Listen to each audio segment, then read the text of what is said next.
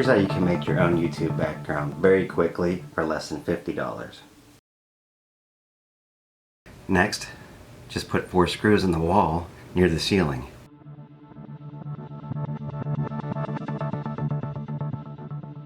So this is how they look once you get them out of the package, and then you just hang them up on the screws you just installed.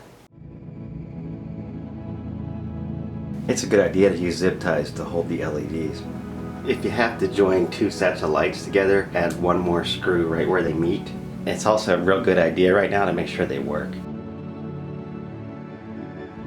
Now at this point, if you just want a very simple look, you're already done. And if you want to go with something a little bit more elegant like a wedding, I'll show you what's next.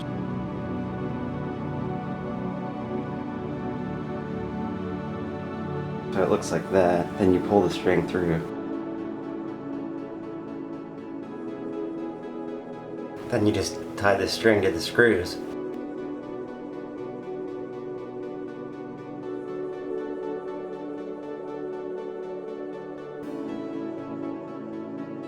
Alright, so there you have it, you're all done.